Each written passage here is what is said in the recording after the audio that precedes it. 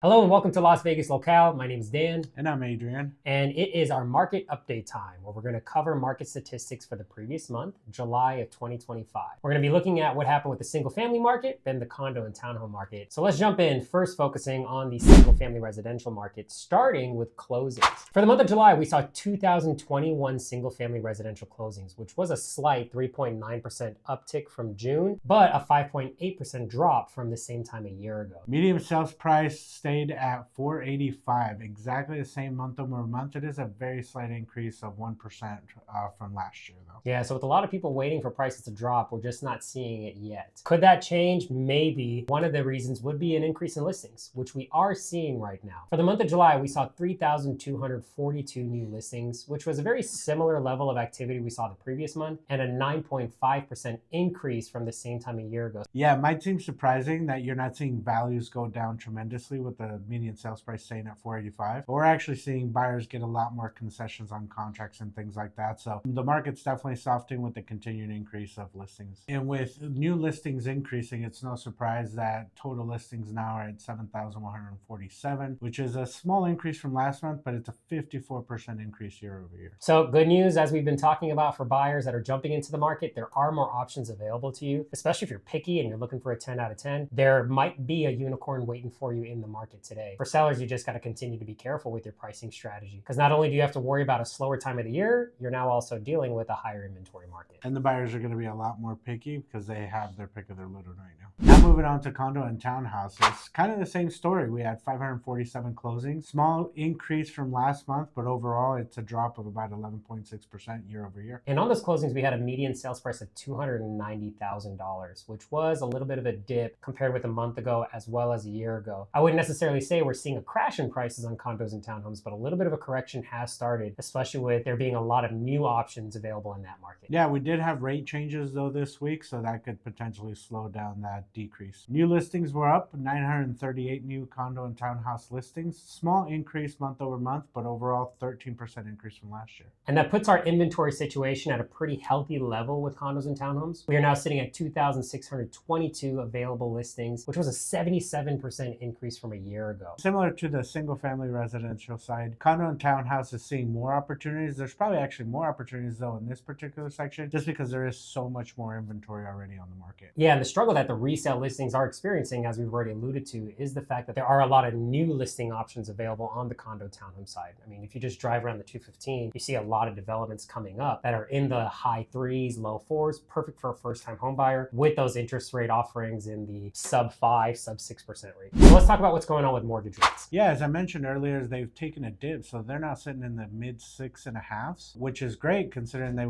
been over 7% for such a long time. The reason this is happening, we've been seeing continued weakened U.S. economy reports. So here's what this means for you. For buyers, it could mean more buyers potentially start to get more comfortable and enter the market. So the opportunity window that you've had could be very temporary at this point. That's right. The ability to find a unicorn or take advantage of incentives might slowly disappear as these interest rates come down and more buyers flood to the market. The good news, if you're thinking about selling, there could now start to be some increased activity or competition for your home. Yeah, so as to where now it might have taken you a little bit longer to sell, we might see your homes getting more activity on the market now because the rates are better. Keep in mind, we are moving into a slower time of the year with school back in session, holidays are coming up. So stay on top of things with your agent, making sure that they have a strategy with weekly communication involved. That's it for July's monthly market update. Thank you for joining us. My name is Dan. And I'm Adrian.